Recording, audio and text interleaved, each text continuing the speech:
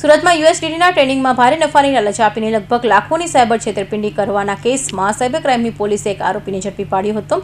આરોપીની ટોળકી દ્વારા social media અને ફેક વેબસાઇટ મારફતે લોકો સાથે છેતરપિંડી કરવામાં આવતી હોવાનું તપાસમાં સામે આવ્યું છે। સુરત પોલીસ કમિશનર વાબંગ જામીર દ્વારા શહેરમાં વધી રહેલા સાયબર ગુનાઓ સામે કાર્યવાહી કરવા આપેલી સૂચનાઓને લઈને સાયબર ક્રાઇમની ડીસીપી વિશાખા જૈન સહિતની ટીમ દ્વારા સતત તપાસ હાથ ધરાઈ હતી। ત્યારે સુરત સાયબર ક્રાઇમ પોલીસ સ્ટેશનમાં વિષ્ણુકુમાર પટેલે નોંધાયેલી ફરિયાદમાં જણાવ્યું હતું કે આરોપીઓ ઇન્સ્ટાગ્રામ પર @AZISHA88 નામની આઈડી અને વિદેશી નંબર પરથી સંપર્ક કરી યુએસડીટીની ટ્રેડિંગ માટે મોટા નફાની લાલચ આપી હતી।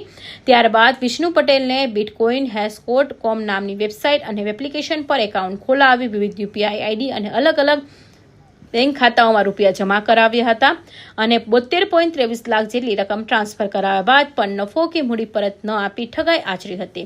બનાવને લઈ સાયબર ક્રાઇમની ટીમે તપાસ હાથ ધરી લાખોની ઠગાઈમાં સંડોવાયેલા મૂળ અમરેલી લાઠીનો અને હાલ ન્યૂ અલથાણ ખાતે શિવ રેસિડેન્સીમાં રહેતા દિવ્યેશ સૂર્યકાંત પટેલની ધરપકડ કરી હતી।